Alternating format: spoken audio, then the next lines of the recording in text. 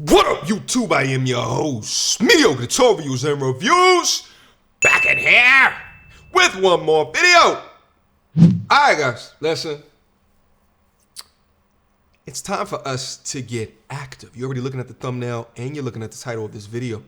We gotta get in there. Now, full disclosure before we get in here. Guys, there's sometimes on the videos where I do not watch the video before we start reacting, but there's sometimes that I do. Particularly in this situation.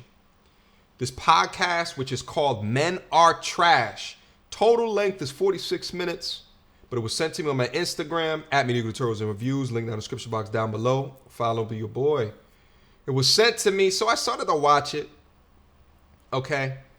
Because it's so long, I can't go over a 46-minute video. Now, I was about to click off because it didn't seem like the content was even worthy of talking about, right? First, they were talking about why men are trash, talking about catcalling, and then they started talking about being strippers, and my ears perked up because I was like, uh-oh, we got some abyss-level thinkers. And then they dropped a bomb. So we're going to get active. We're going to go in there, and we're going to tear this one apart. Without further ado. It's literally like a product. You're like literally... Yeah. And that's one of my biggest arguments when it comes to sex work in general. Why, who gets to commodify beauty and make money off of it? Because if the entire world already shapes us and packages us, to make money off of our whatever anyone. Literally every industry. Beauty, if I want to sell my pussy, what's the problem? You can make money off what I look like, but I can't. But I can't. That was the bomb that I heard. We got to talk about that. The first thing, the young lady down here, she talked about commodifying beauty. What I think that she means by that is turning beauty into a commodity. I don't know if she's using that word correctly, but whatever. We'll stick with it right now.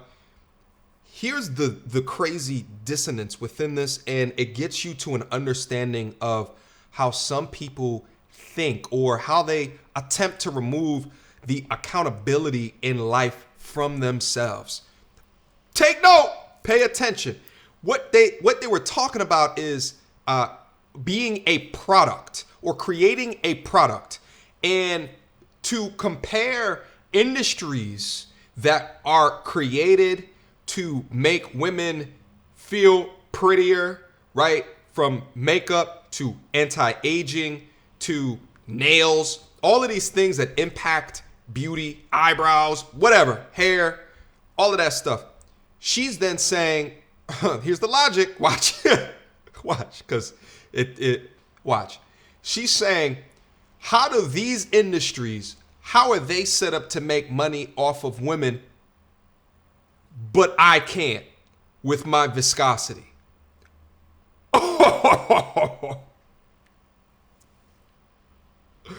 Holy moly, that's scary. That it's scary to understand that that there's people out there that come up to a illogical, fallacious conclusion or try to use examples out in real life, in reality, to alleviate responsibility of their life decisions.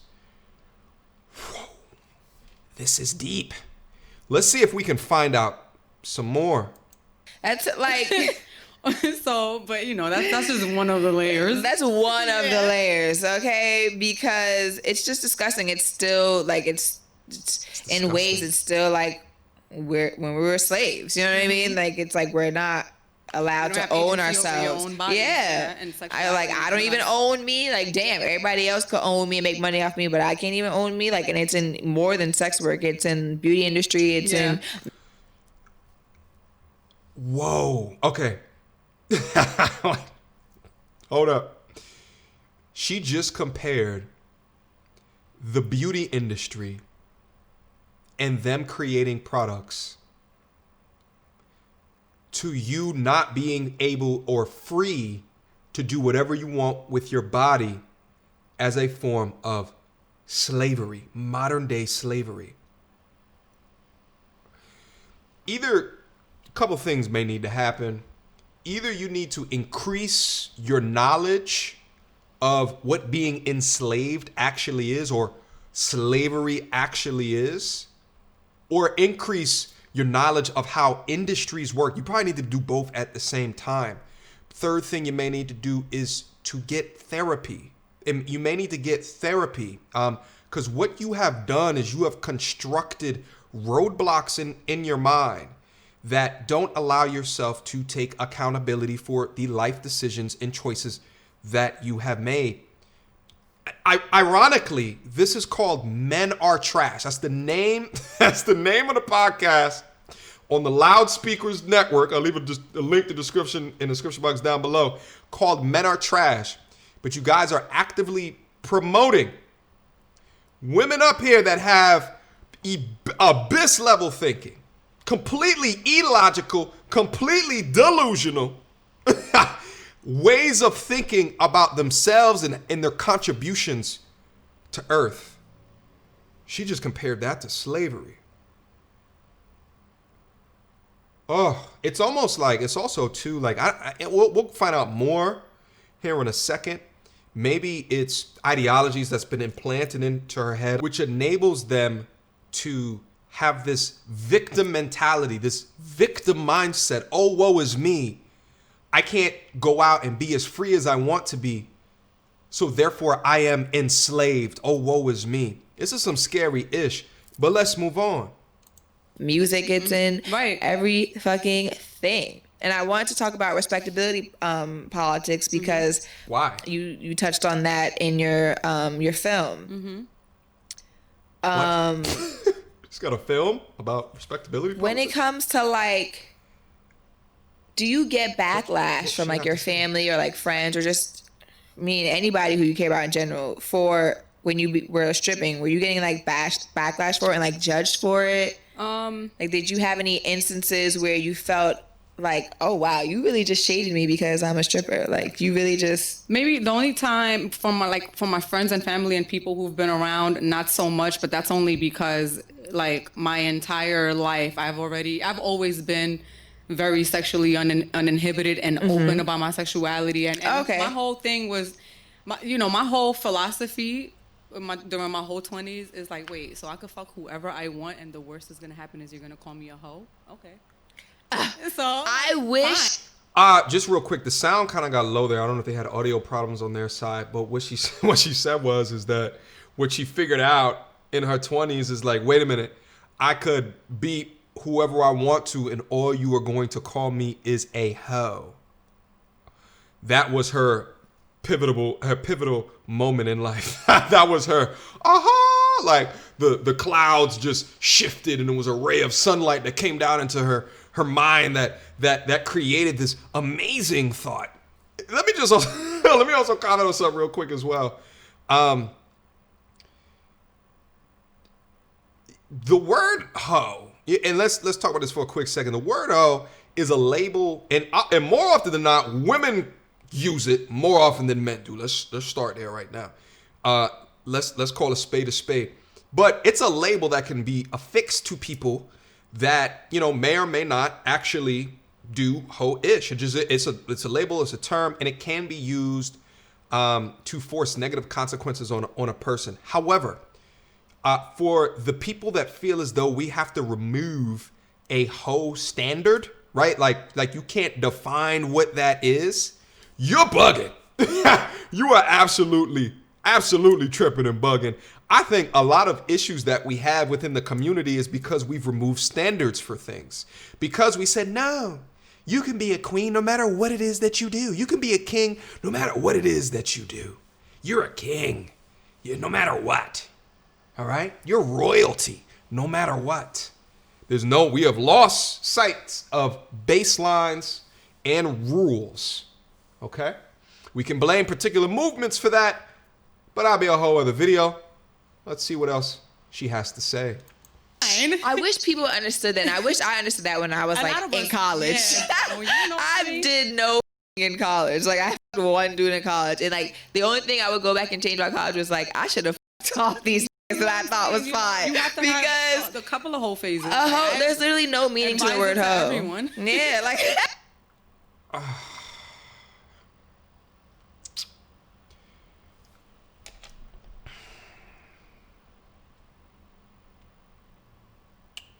Why? Why do you then wish to go back and wish that you mess with all of these other dudes? Listen, you know what the ridiculous thing is that like I feel like through you sit and you listen to these conversations in these echo chambers. They're not echoes anymore because podcasts are now a thing. You understand what I'm saying? But you listen to women talk about these different things. Oh yeah, honey, boo boo, girl, child. I wish that I did this, that, and third back into the day. And it's just like, wait a minute, hold up. Are you not putting into consideration that men value low body counts? Because if you did, then you may have not wanted to do that if you want to get eventually chose. But here's what it is to a degree is when you hear media, right? Music. She was talking about music earlier, talking about, whopping it out and letting their vaginas tap the floor and all of this crap like this. You don't hear what necessarily a man would want in that equation. All you hear is the viscosity tapping the floor to a fantastic beat. So that becomes your mantra. Okay? But let's move on. Let's see if we can learn anything new. Word, like I literally don't believe in the word hoe because it's like, what is that? What is that? Here we go. Like the word hoe literally has no definition. Like it only has a purpose, and it's to degrade, to make you feel ashamed. Has no definition. So but when I started, so again, here I didn't even know that was coming up. So it has no definition. Oh, okay. You just want to remove definitions. That's what it is. You just want to remove definitions. Now I understand it's a subjective word, right? Because there's some people that would describe it of anything above a virgin, right? The super conservatives among us, and there's others that would say, well, 5 bodies by 25, you're getting close to the edge of hell. Right? There's some that might say by 35, you're getting close to the edge. It is what it is. However, we can't just say it doesn't have a meaning. What? Again, those that fall into the lifestyle try to do everything in their power to remove baselines. They try to remove accountability. They're removing definitions of words. They're removing words. No, that word, it don't mean anything. It doesn't mean anything. Pay attention. Dancing, by that time everyone, all my friends and family, like even my kids knew, like they were already used to who I was, and also they trusted that, like, even the kids knew. Hold up, can we just hypothesize for a quick second? What if your mother was a stripper that the kids knew about? So let's throw out that these are newborns. No, the kids are cognizant. They're cognizant enough to know, mommy, where are you going tonight, mommy? In those large boots, those large see-through boots, and those sparklers. Where are you going, mommy?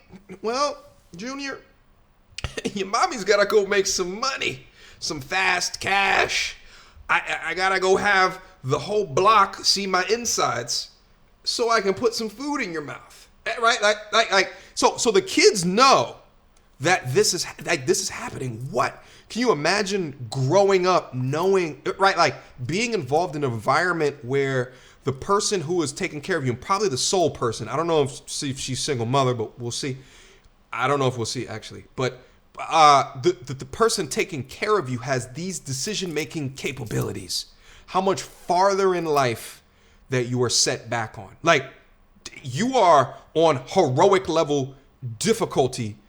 You're on Dark Souls 3 difficulty on expert level in your life. All right? There's no recruit difficulty for you.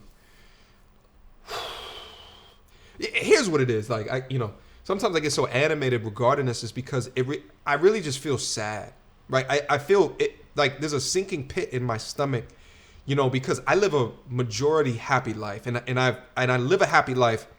And a majority of you guys that live happy lives know that you have created your own happiness. You were strategic about your happiness, and you've made different decisions in your life to make sure that you will be happy into the future. Even if your happiness today is not happy, you are investing in with your time, your energy, and your grit to make sure that your future is happy. And I see this and I just see, damn, bad decision after bad decision. Bad decision after bad decision, and now you get into a circle, you get into an echo chamber of just bad advice here, bad advice there, bad advice all around. Let's move on. I don't know how much more I can keep going, I'll be honest. All right, this is just what she wants to do right now. She got it. She all right or whatever. And so it was cool. Like I went through most of that, the pushback from other people in my younger years when I was moving how I wanted to move. And I was also like back in the days, like I had a bigger Twitter platform. Like right now it's not really active because one, I don't use it. And then like I deleted it like 2 times. So back then though, when I was like really active and really known and had thousands of followers, like there was nothing about my sex life that my followers did not know. So I was always getting judged all out there. Yeah. And for the most part though, like people received it well. They liked it. Oh, okay. You know, it was just like, oh shit. Like, refreshing. Yeah. It's definitely refreshing. Everything I'm thinking, you know, but then of course there were a couple of people who wasn't feeling it, but I didn't care. Was there ever a moment though where you like questioned yourself? You know, because people when I went too far? Yeah, if you went too far or you just felt like, you know, people, I guess, you know, because sometimes we can be the most confident people, but then sometimes, you know, a few outside opinions will leak in and make us question, like, you know, am I a hoe or am I like, is this too much? Yeah. Is this? When I was younger too, not in my social media days. Like when I was younger, I did feel, like in my personal experience, sex was something, like it was a tool that I used to empower myself, but there were also a lot of times where it worked against me and because of, you know, outside info. And a lot of that actually was because of culture. Like I have so many bodies that, that happened because of culture. So, you know, like if I was with someone and it was late and I didn't really want to fuck him, but I was there and they made you feel, me, so I was like, well, damn, I'm already here. I might as well fuck him or whatever. So, but... Oh, God. Oh, she's destructive. Oh, man. So what she just said, I don't know if you guys caught it. She took, what she was saying, so what the question was, it was a good question. Has it ever bit you in the butt, your life decisions? Essentially what she was trying, the one on this side, that's what she was trying to ask. And what she was saying is, sometimes it has come up to bite me. And people used to try, I'm interpreting this, people used to try to help me in my earlier parts of life, but not so much when I got in social media, which is apparently years later after that. But then she's saying that it mostly came to bite me in the butt because of culture. I don't want to say the word again because I probably bleeped it out on the thing because YouTube be on some crazy ish. Wow. So again, this is what happens when you remove completely the accountability of yourself. Like, no, it's not the type of men that you're around. No, it's not the type of situations that you put yourself in. No, it's none of that. It's the culture of men that inhibit you to make or allow you to make bad decisions with your body that you were a victim to. And oh, woe is me, I had no agency in that matter because of culture. Holy moly, this is destructive. This is what then leads to court cases for men that said, but she said yes. And listen, at the end of the day, I know there's some people that's down in the comments that's going to get on this whole victim blaming ish. But think of it like this, okay? Think of it from the perspective of, has she taken any accountability for it? Has she at all? Matter of fact, let's just keep listening. Let's see if she goes into detail. But that was like when I was younger. Yeah. And like that is when I felt like, oh, what am I doing? But like after that, I kind of figured myself out and it was better. Was there ever a situation in particular? Like, can you give us like an example of you just like damn, like I should not, like looking back, I'm like, yeah, I should not have ever fucked with that nigga. I mean, I have a whole bunch of those, but I have a bunch of those that I meant to fuck, and I hadn't, so it was just both. But I mean, there isn't any one situation that stands out, because whenever it happened, it was always so similar, where like I put myself in a position where, I felt like I put myself in a position where I was alone with them, and and then it just turned into a like, damn, well, if I didn't want to have sex with him, then I shouldn't have. Right. I shouldn't have come over. Like, but I was too young to understand. Like, I can't do it anymore. It seems like she took accountability for it towards the end of that, but then you can't say it's this our culture. You cannot then say that, which I think is a made up term. I don't think that there's not a culture of our. There's not a culture of men wanting. There's bad people that do bad shit. There's bad men that do bad ish. Yes, there's that, but there is no culture of men that's just like, yeah, let's go out and do that. You understand what I'm saying? But it looks like she took some accountability for the situations that she placed herself in at the end of that. I don't even know what to say at the end of this one. I don't have much to say. Besides, guys, listen. One of the reasons why I break down videos like this is so you can see my perspective of how I'm thinking through as people are talking, and how I'm drawing conclusions based off of their characteristics, their traits, their body language, how they attack an argument, because it's very important. We've gone too far without critically thinking and assessing those that we let into our lives. Understand that it's very important. They can tell you everything that you need to know within a couple of minutes of meeting them. For the ladies that might be watching, if you think through, who also might get benefit from me doing this as well, if you see those that are in your space that are suffering the way that she is, and you can't see it from an external perspective, but from an internal perspective, I guarantee you she is, as well as the people that she takes care of in the area around her. Continue to try to console, continue to try to push towards therapy, continue, because without y'all holding them accountable, they will never hold themselves accountable, and they will never get help for the situations that they have placed themselves in. That has been my video. That has been my reaction. Mediocre tutorials and reviews at gmail.com. Feel free to hit me up. Guys, this was sent to me on my Instagram. Continue to send me content. Continue to send me content like this, because we need to go over there. Last but not least, got a Patreon. The Patreon is bubbling. The Patreon is building. Over 400 strong up there. Yeah. Y'all already know what it is. We go active up there, all right? Until next time, you too. Peace!